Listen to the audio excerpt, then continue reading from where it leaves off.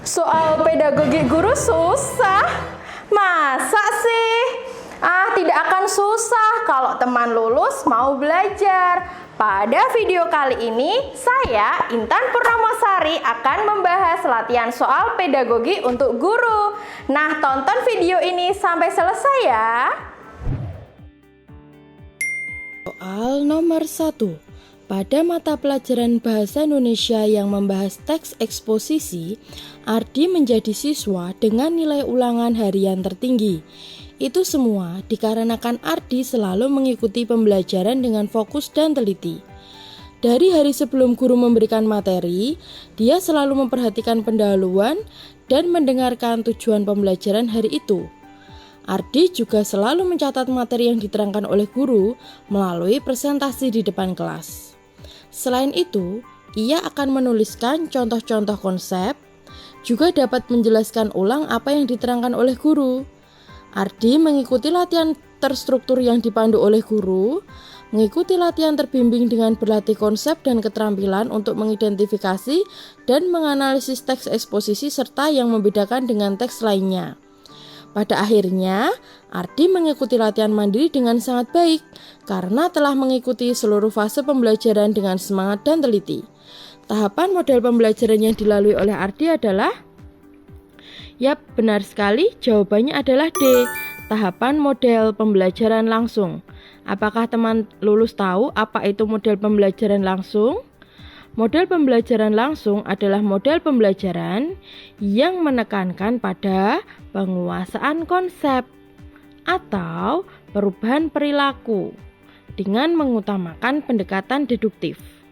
Pembelajaran langsung juga dapat dijelaskan sebagai pendekatan instruksional yang terstruktur, runtut, dan dipilih oleh guru, serta penyajian materi kepada siswa oleh guru dilakukan dengan cara demonstrasi atau ceramah. Model pembelajaran yang dilalui Ardi memiliki 5 tahapan dan keseluruhannya termasuk dalam tahap pembelajaran langsung. Yang pertama, yaitu orientasi. Orientasi yakni sebelum menyajikan dan menjelaskan materi baru, akan sangat menolong siswa jika guru memberikan kerangka pelajaran dan orientasi terhadap materi yang akan disampaikan. Tahap yang kedua yaitu presentasi. Pada fase ini, guru dapat menyajikan materi pelajaran baik berupa konsep-konsep maupun keterampilan. Yang ketiga yaitu latihan terstruktur. Pada fase ini, guru memandu siswa untuk melakukan latihan-latihan. Peran guru yang penting dalam fase ini adalah memberikan umpan balik terhadap respon siswa dan memberikan penguatan terhadap respon siswa yang benar dan mengoreksi respon siswa yang salah. Langkah yang keempat yaitu latihan terbimbing. Pada fase ini, guru memberikan kesempatan pada siswa untuk berlatih konsep atau keterampilan.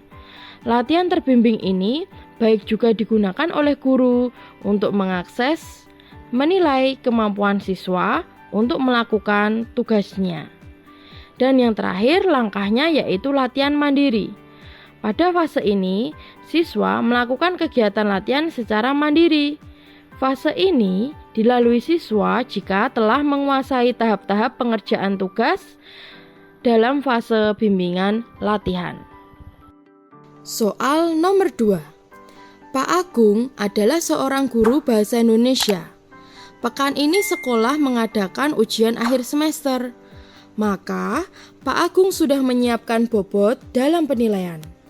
Ia membuat soal UAS berupa esai 5 soal 1-3 memiliki bobot 15, sedangkan soal nomor 4 memiliki bobot 25, dan soal nomor 5 memiliki bobot 50. Berdasarkan hasil UAS yang telah dilakukan siswa, berikut adalah perolehannya. Seluruh siswa menjawab soal nomor 1-3 dengan benar. 5 siswa tidak mengisi soal nomor 4-5. 10 siswa hanya benar di soal nomor 4. 20 siswa hanya benar di soal nomor 5. Dan 5 siswa benar di soal nomor 4 dan 5.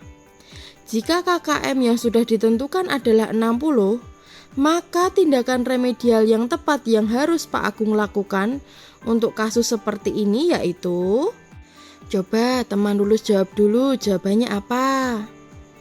Yap, benar sekali, jawabannya yaitu E, pemberian tugas-tugas kelompok jika jumlah peserta yang mengikuti remedial lebih dari 20%, tetapi kurang dari 50%. Nah, teman lulus, dari analisis yang ada pada soal tersebut, ada 15 dari 40 siswa tidak lulus karena nilainya kurang dari 60. 15 siswa diperoleh dari 5 siswa yang tidak mengisi soal nomor 4 dan 5 serta 10 siswa yang hanya benar di soal nomor 4. Karena 15 dari 40 siswa itu artinya 15/40 dikali 100%, yaitu sebesar 37,5%. Maka karena yang mengikuti remedial sebesar 37,5%, sehingga kegiatan remedial dilaksanakan dengan cara pemberian tugas-tugas kelompok.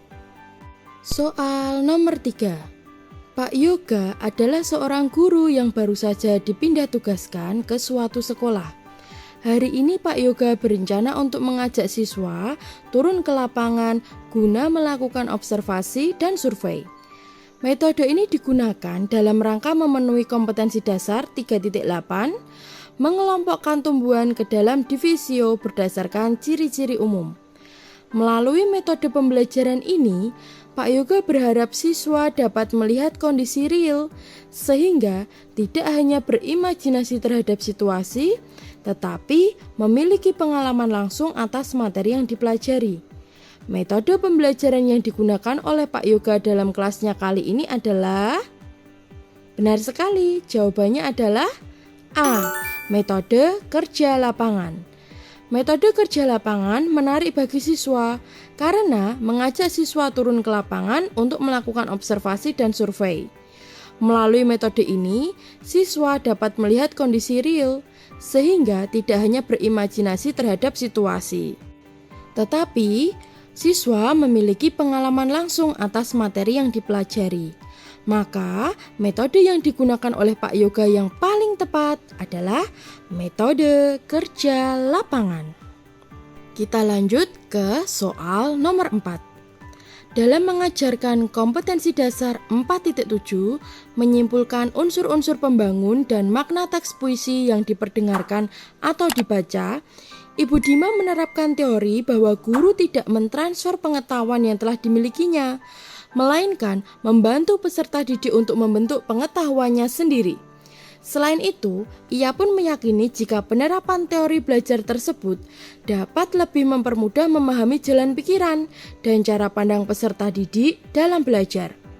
Berdasarkan ilustrasi tersebut, teori belajar yang diyakini oleh Ibu Dima adalah apa? Ayo, jawabannya adalah yang C, konstruktivistik, ya. Peranan guru dalam belajar konstruktivistik adalah membantu agar proses pengkonstruksian pengetahuan oleh peserta didik berjalan lancar.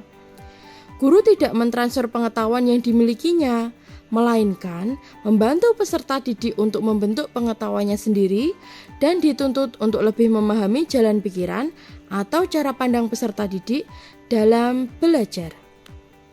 Soal nomor 5. Sebagai seorang guru IPS di sekolah, Pak Agus memiliki pandangan bahwa pengalaman interaksi sosial sangat berperan dalam membangun kemampuan berpikir anak.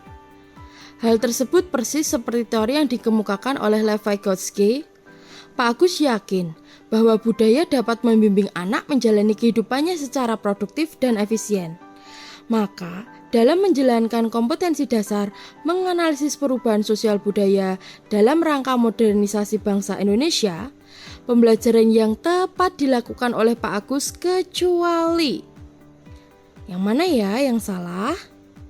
Benar sekali, yang salah adalah yang B, memberikan presentasi mengenai perubahan sosial budaya dalam rangka modernisasi bangsa Indonesia, lalu memberikan post-test. Kata kuncinya ada pada kegiatan yang salah atau kurang tepat. Kalau kita lihat pada opsi A, memutar video tentang perubahan sosial budaya dari zaman sebelum modernisasi lalu berdiskusi. Nah, di sini tepat ya, kalau ada kata berdiskusi berarti terjadi interaksi. Yang B tadi, memberikan presentasi mengenai perubahan sosial budaya dalam rangka modernisasi bangsa Indonesia, lalu memberikan post-test. Nah, di sini berarti siswanya pasif atau tidak mengalami interaksi sosial. Yang C, menugaskan siswa secara berkelompok membuat presentasi. Nah, berarti di sini siswa akan berinteraksi dengan teman satu kelompok. Yang D, membagi kelas menjadi 2 kelompok pro dan kontra. Nah, di sini nanti juga akan terjadi interaksi. Yang E, menugaskan siswa membuat laporan tentang perubahan sosial budaya dalam rangka modernisasi bangsa Indonesia. Itu juga salah satu bentuk pengalaman yang akan diperoleh oleh peserta didik. Mudah kan? Susah tidak? Pasti tidak kan? Baiklah teman lulus, walaupun soal pada video kali ini tidak begitu banyak, tapi semoga bermanfaat bagi para pejuang ASN PPPK 2021. Yuk, tanpa berlama-lama lagi, segera saja download aplikasi Kita Lulus yang ada di Play Store. Aku tunggu ya. Dan jangan lupa saksikan video Kita Belajar yang ada di channel Kita Lulus.